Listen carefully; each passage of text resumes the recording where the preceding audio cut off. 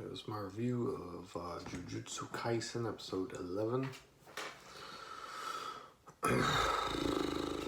Really feeling high with these reviews, but I'm hoping to get caught back up. I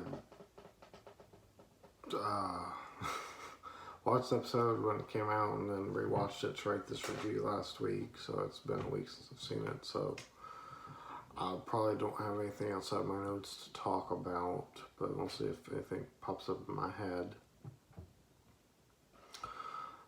The episode basically picks up with the fight with between Nanami and Mahito. Nanami enters overtime as he was doing at the end of episode 10. He takes off his tie and begins tying it around his hand, and you see like his he ends up with like an aura of his power increases and creates like an aura around his body, I guess. He begins analyzing him, remarking that he's become a lot more powerful, and he's trying to figure out why and what is happening with him. He's basically becoming intrigued by it. It seems like his normal power is a limitation, and like over time is what he's actually capable of. It's his true power being unleashed, which is interesting. That means he's handicapping himself most of the time. So while he's only a grade 1 sorcerer most of the time, his true strength is probably closer to, is probably equivalent to a special grade. I guess it is, technically, since Mahito is a special grade curse.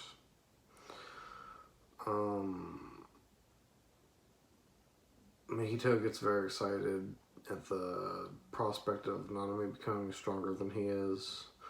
Nanami begins explaining his technique to Mahito in order to increase his power against him.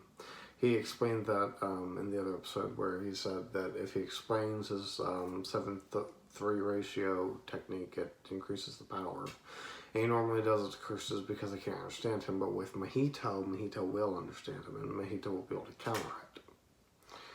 Really easily, actually. If Nanami's going to hit Mahito in the arm, Mahito can just shrink the arm or grow the arm to make him hit a 2 or 4 out of 7. That being said, though, Mahito also explained that he can put a 7-3 ratio pretty much on anything in any way that he likes. So if Mahito fucks up like the 7-3 ratio of like the entire arm, Nanami can just target like the ulna or something. So that's all very interesting. A lot of factors to consider in this. Mahito obviously really takes to heart kind of what the power does. Mahito gets ready for the impact, and Nanami seems to focus all the power in his right fist. All the aura kind of goes into his hand. So I'm assuming that means that it's been transferred to his hand. I wish that you'd see that in more anime, but it's not done super often for whatever reason. Nanami figures the only way to beat Mahito is in a battle of attrition or to completely annihilate him, which obviously you either have to completely destroy his body or wear him out to where he can't regenerate anymore. And his power really is made for a quick, decisive, surgical attack. It's not made for fighting on and on and on and on and on. And he obviously can't fully destroy him. So he decides he's going to end it here and just cut his losses. Because at this rate, he's going to lose at some point. So he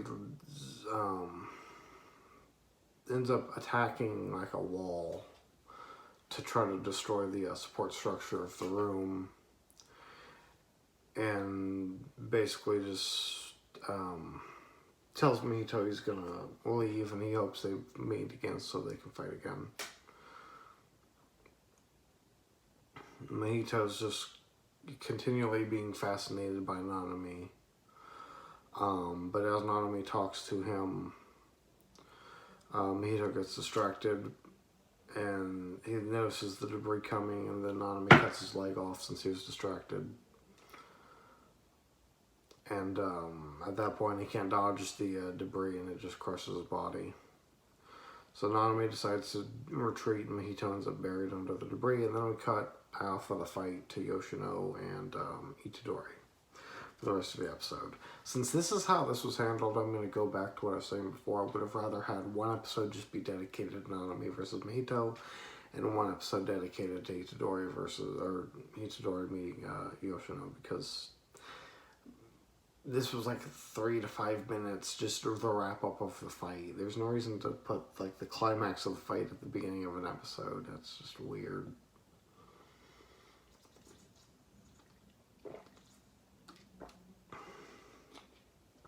I don't know why that was the decision that was made.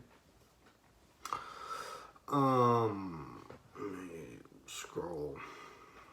So Yoshino and Itadori are hanging out next to a river after getting away from the teacher, and they kind of begin bonding, trying to get to know each other.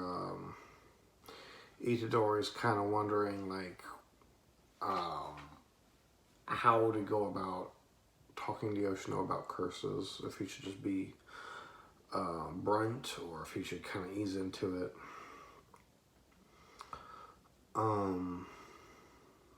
I don't think I really took any notes about that, yeah. He basically just asked him if he knows what happened to the students, and Yoshino, of course, says he doesn't, because he doesn't want to get Mahito into any trouble. And then they end up talking about movies. Itadori asks Yoshino what movie he was seeing, and Yoshino tells him it was Human Earthworm 3 or something weird. And they kind of just start bonding over it. They talk about how there were some other ones that Itadori remarks he liked the second movie more, and Yoshino explains to him why it was better, and they just start bonding over movies. I thought it was kind of humorous how Itadori being forced to watch movies ended up playing into the plot. That's pretty good writing to set that up and then have that be a payoff to something else, even though it's such a minor thing beforehand. Geto walks by and he's watching over them. He kind of remarks that Yoshino's getting close to Itadori, so things are going according to his plan. And then he leaves to go somewhere else. Yoshino's mother shows up. She's a smoker, and he asks her to stop smoking, and she remarks that she tries not to do it around him, so she isn't actually stopping smoking, but she just tries to not do it around him so he doesn't see her. And it seems like he doesn't want to be a burden to other people, because she comes down and asks Itadori if he wants to join them for dinner, and he basically says no, he doesn't want to join us, kind of answering for him, almost like a back off kind of a thing. Basically, like, he doesn't want to be around us because he doesn't want to be responsible and have to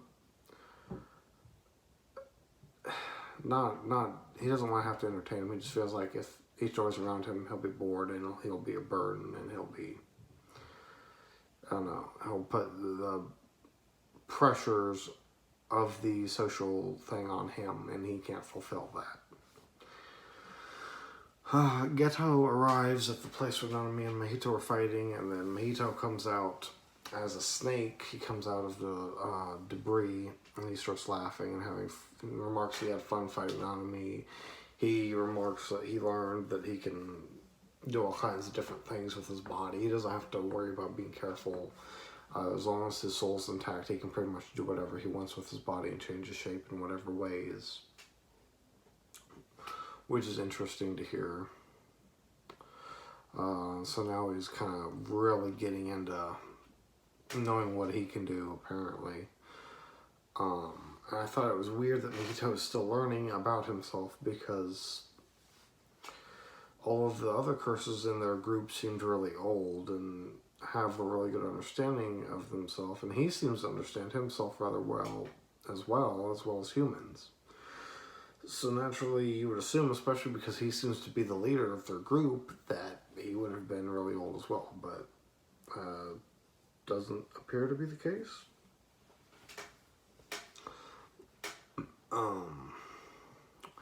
Nanami is kind of injured. He has an injury to the gut, and he starts explaining that Mihito actually seems very young, like a child, and he's still learning his abilities and developing, which just seems odd because he's always reading and shit, and he just seems so well versed in everything. To me, he does not seem young. Like, his personality, sure, he's fun loving, and maybe even immature, but he's wise.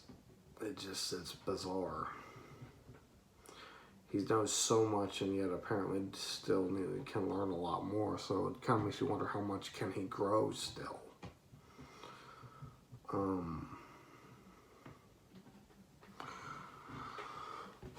Mahito hasn't learned domain expansion, but he can learn it very quickly since he was just created recently and he's so powerful. He's, like I just said, he's developing quickly. He's learning quickly. So Nanami realizes if he learns domain expansion, it's over. There's no way Nanami could ever beat him if he learned domain expansion, even with his super fist. There's just no way. The only person at that point who could defeat him would probably, one-on-one would probably be Gojo. If it's Nanami and a few other people, I'm sure they could do it. But as he said, his technique just isn't built for fighting Mahito. So it's, yeah.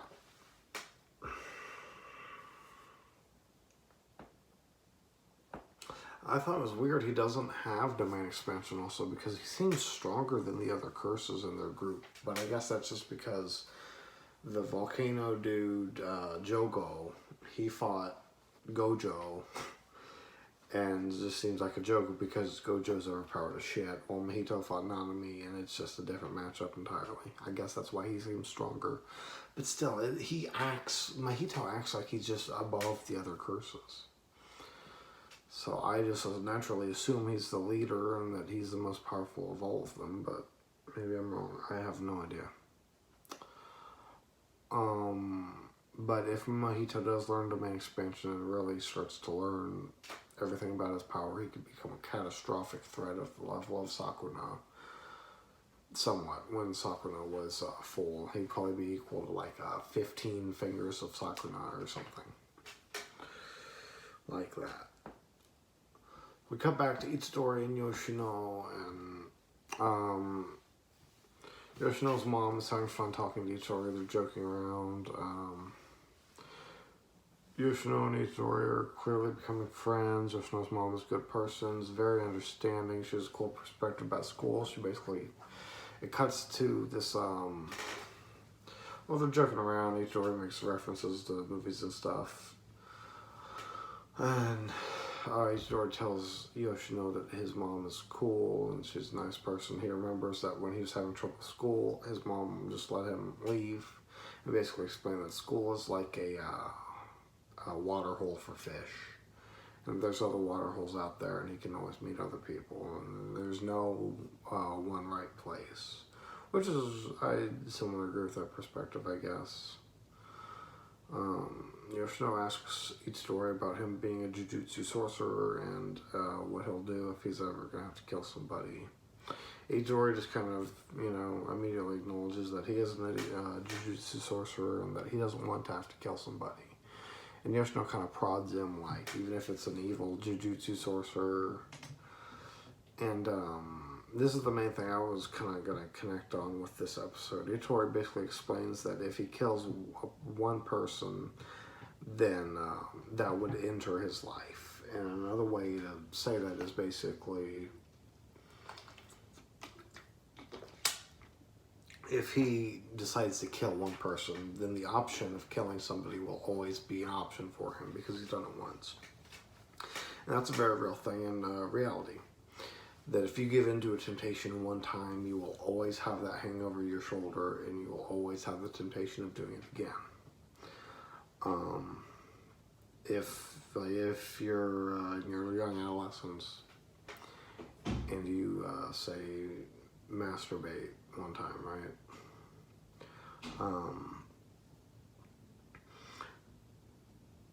You're gonna keep doing it because it's entered your life at that point, and there's no way to not do it. Or if you say you smoke a cigarette one time, and then you're gonna be like, well, that felt good, I released some stress, I'll do it again. And then you keep doing it and doing it and doing it, or smoking marijuana, or drinking alcohol, or having sex, or whatever. They're all, it doesn't have to be an addictive thing or an extreme like that. It's just doing certain things like that you probably shouldn't do. Once you do it once, it's a lot harder to not do it again than if you had never done it at all. Because once you do it one time, it's really easy to just say, well, I've already done it once, you know. That's basically it. The option to do it is always kind of there. A good example of not killing someone because the option would always be there would be Batman. I'm not really a fan of Batman. I thought about doing a video where I kind of just complain about it. But one thing I've noticed that a lot of people don't understand, that is the only thing I probably like about Batman, is that he doesn't kill people. And the reason for that is because if he kills one person, that option will always be there to kill again. And I know there's some Batman stuff where he does kill people, but I'm just talking about like the majority kind of consensus story of Batman. The Under Red Hood, I think is what it was, kind of explored that, where Jason Todd was basically prodding Bruce on, why don't you kill Joker, why don't you kill Joker, why don't you kill Joker? And he couldn't understand that. He thought that Bruce could just kill Joker and never kill again. But he can't, because the issue is that all of his villains come back. And if he, you know, yes, Joker kills a lot of people, but if he kills him, you know, he doesn't have to kill for a while, but the other villains are going to keep coming back, and they're going to keep killing people, and eventually he'll be like, well, I've already killed Joker, why don't I kill this person too? And that'll just keep happening. Well, I've killed this person, why don't I kill this person? Well, I've killed these people, why don't I just kill this person? And it just keeps becoming easier and easier to do it. Your ability to kind of resist that temptation just starts to waver and wane and break down until it's just something you do all the time. That's how temptations like that work, basically. Jesus Christ.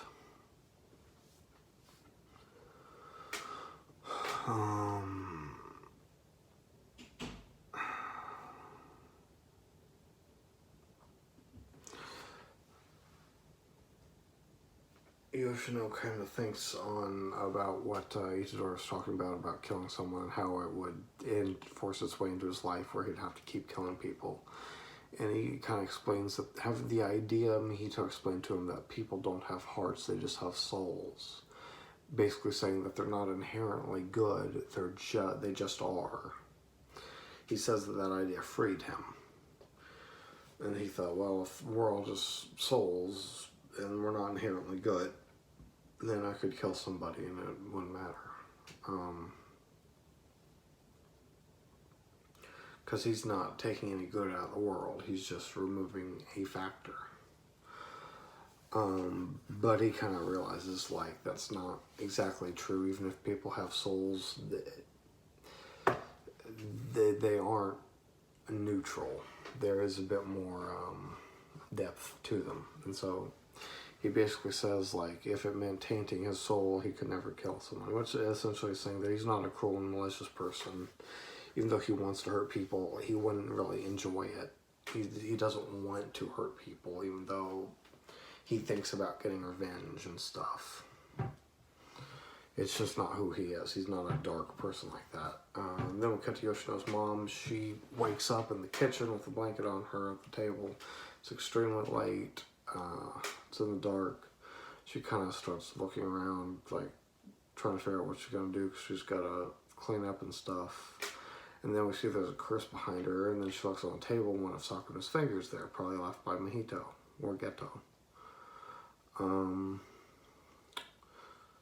And it's obvious that the curse was attracted to the finger, and we cut to like a time skip, another time skip. There was a time skip to the movie theater incident with Itadori and Nanami, and now we got another time skip.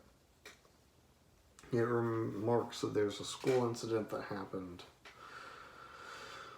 and that Jujutsu Tech discovers Yoshino's mom. She was, half her body was essentially eaten, her bottom half. She was bisected, it bit her in half, I guess. Ate her legs for whatever reason, and then probably tried to eat the finger, but it didn't eat the finger.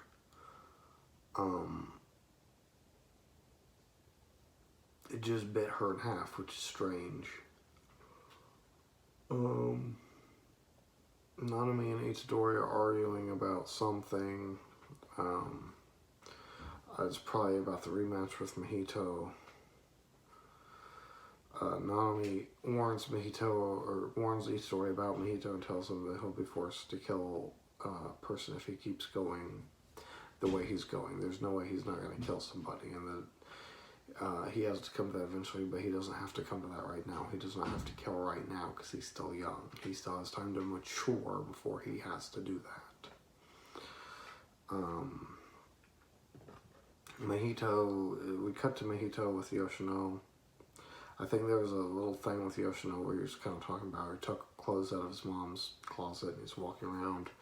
And we cut to Mahito telling Yoshino about Sakuna's finger. So the curse didn't eat the finger, which is weird. What happened to the curse and why did it eat Yoshino's mom but not him? Like, what happened?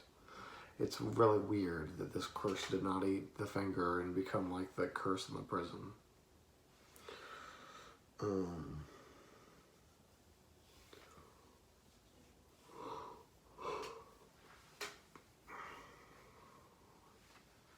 Mahito basically says that a rich person could have got someone to curse Yoshino's family with the finger.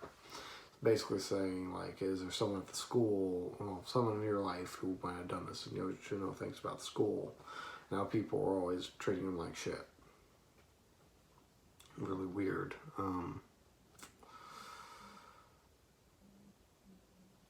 It's obvious that he's just sending out people at the school to draw Itadori out and bring him to a particular area.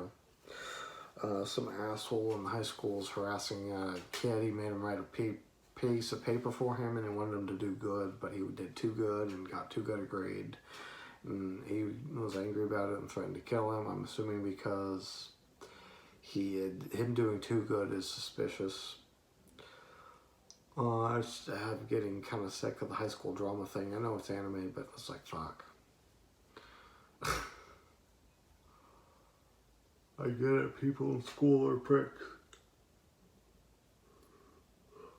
Some of the people in the school could see cursed energy, because there was like a curse energy thing in the sky. It was created by Mahito, and he's being taught by Geto how to create a veil, kind of like HG did when they were going to the prison.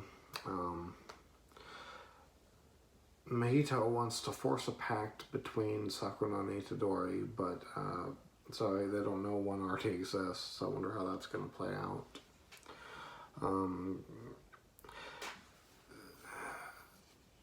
Mahito kind of remarks that Geto's been giving up a lot of these fingers because they're supposed to be extremely valuable.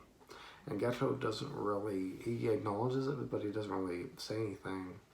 I think he's wanting Sakuna to get stronger really fast so that he's really hard to control, and he becomes like a factor that makes it hard for Jujutsu to control him and control Itadori, and it'll kind of push him away as a renegade and push him into their arms. That's what I think he's trying to do. A bunch of kids lose consciousness from the veil. The asshole doesn't, nor does the teacher. Yoshino comes in. He starts talking to Yoshino, and Yoshino shows him the scars from the cigarettes. He's the one that was watching him get beaten up, but he wouldn't do anything. And then Yoshino picks up the rich guy or whatever, the other kid who's an asshole, and he kind of starts beating him up and cursing him and trying to kill him, and wants him to admit to killing his mother, but he won't admit to that because he didn't do it. The curse is like a weird toxin that's like going across the body. It's really weird. Itadori busts in, asks Yoshino what he's doing. He just calls Itadori Jujutsu Sorcerer, showing there's a division between them. And then there's this weird fake preview at the end of the episode, for episode 12, that's treating it like it's a cooking episode. It's bizarre. It was a good episode. Still wish they would have just separated Mahito and Nanami's fight from the Itadori Yoshino thing, because it was unnecessary to intersplice them. They just distract from one another, in my opinion. I know it's a modern anime thing, but it's just not something I like. I like a focus on the fight. I don't need to be jumping all over the place because it takes me out of it. And I like treating fights like events and kind of binging them, so this just makes it hard for me to do. But other than that, it's fine. We're exploring a lot of themes every episode. There's just themes on top of themes on top of themes, and it's like, Jesus, we're going to run out of themes eventually to explore. And then all we'll have left is fights.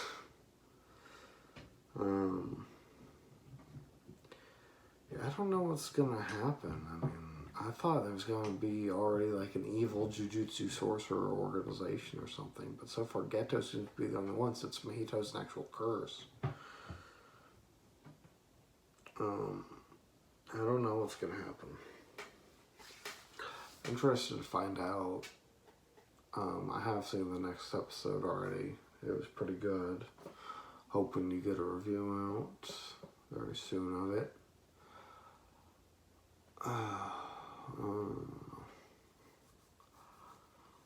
I kind of just want this show to slow down. It's just moving breakneck speed, time skips, and just blitzing through everything. And I'm just like, slow down. Give me a bit of training, some training episodes that lead into a fight for about 3 episodes. You know, I want more classic shonen stuff. I don't need all this breakneck speed rush to the end of the series. I like to take my time with it, you know. Well, those are my thoughts.